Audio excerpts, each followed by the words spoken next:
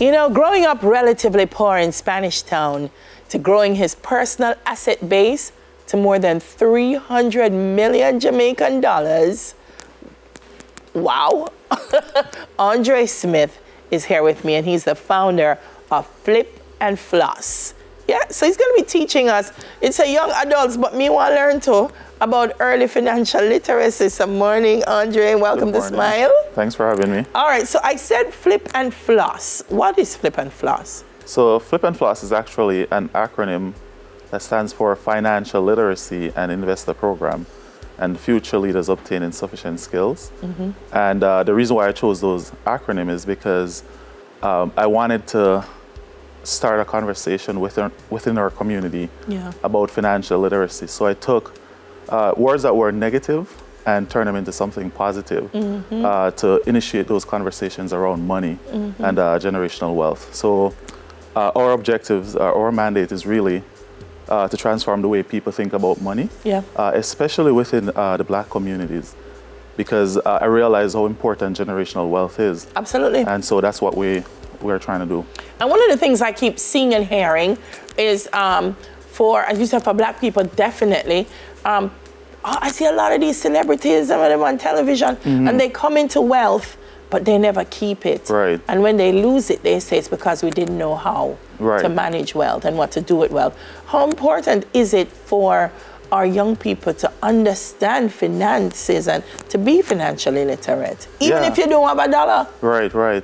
No, yeah, you're right. It's extremely important, and that's why, you know, even for me, like the emphasis is on building, sustaining, and transferring wealth. That transferal piece is critical. You mentioned that, but it's really important for young people to understand money. You know, I did my degree in accounting, and I thought I knew a lot about money, but I didn't. Wow. Because when I think about money, all I thought about was my salary and paying the bills. But money is actually a tool that you can use to create financial freedom. And through financial freedom, there are many things that you can do. And like for me, I love to give back to communities. So I think it's extremely important for us to understand money, but also understand things that we can do to transfer generational wealth, such as, you know, life insurance, for example, right? That's extremely important to not only transferring wealth, but protecting your asset base, right? And those are important things that we need to consider, but without the appropriate knowledge, we won't be able to think about these things. Because sometimes people come to us about insurance. We see insurance as, nothing happened to me. I don't really need insurance, but it's not just about that, as you've said. What would have been that moment, Andre, when you said to yourself, you know, I have to teach this, I have to share this? What would have inspired that?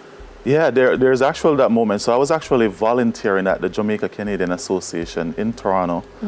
And this young kid, about 14 years old, I was there talking to one of the facilitators, and he walked up and saw her in a brand name belt, one of those top brand name. And he's like, you must be rich. And we're like, why did you say that? And he's like, oh, because, you know, you have a brand name belt. And I'm like, you know, wearing brand name item doesn't necessarily mean that a person is wealthy. And that really started the conversation between Charmaine and I, one of my trusted mentors. And, you know, she's like, Andre, I think you should start teaching financial literacy, especially within our community. And so I started teaching financial literacy on a volunteer basis.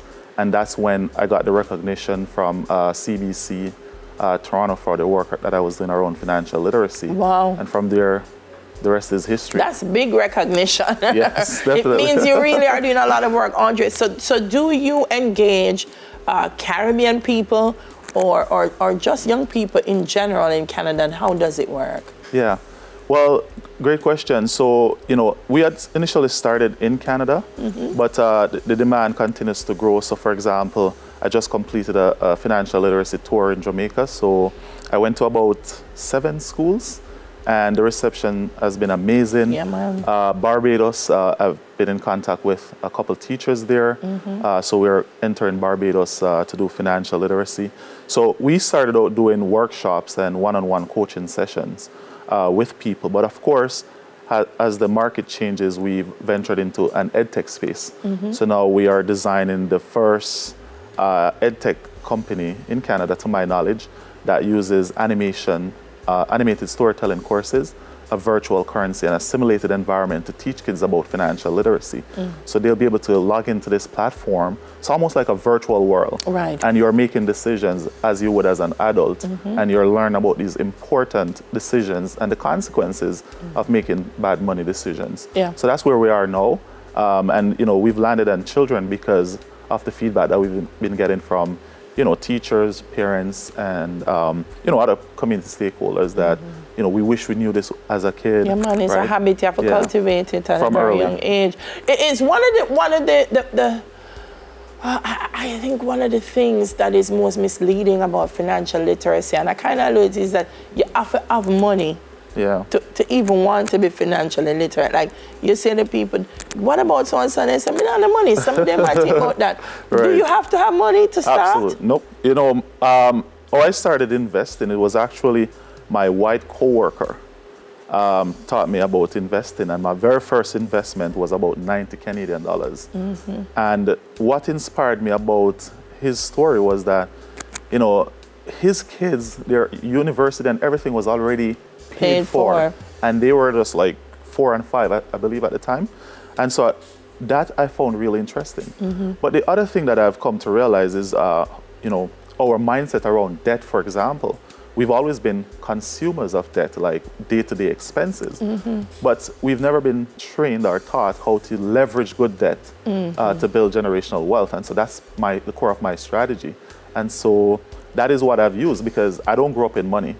So the money has to come from somewhere. Yeah. And I've been able to successfully use leveraging through real estate to build the bulk of my portfolio. Yeah. And so if you know, children are able to learn these things, especially youth from the garrison, you'll know that, okay, you don't have to engage in certain activities to make money. There are creative ways out there legally that we can make money without having to, you know, like, you know, commit crimes or, you know, destroying our reputation and things like that.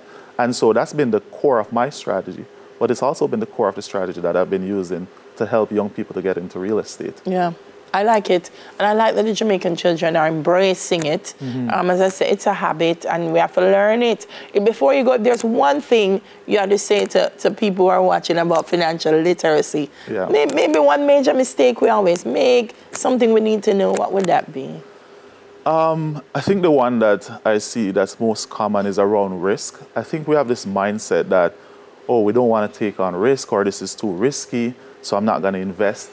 But I always tell people, one of the biggest risks that you can assume in your life is having one stream of income. Because if anything were to happen to you and you lose that stream, that's it. We learned that in COVID, man. Yeah, exactly. That's more risky than investing. So definitely I would encourage young people to, you know, start saving early, start investing, and start thinking about ways to diversify their income potential. And so that's part of the reason why I teach the 7 streams. So that would be my message, to start early, even if it's saving. It's the habit that's crucial. Correct. Take the little lunch money and do your thing. Where can we find you, Andre? Yeah, I'm on Instagram at Flip and Floss. You can also visit my website at flipandfloss.com. Or, you know, you can hit me up on my personal Instagram page. It's flipboss. _T dot. So flipboss _ T dot. T dot is Toronto. It's Toronto. All right, thank you so much. It was great meeting you, Andre Smith, the founder of Flip and Floss. Still to come, surviving the financial world as a small business. Stay tuned.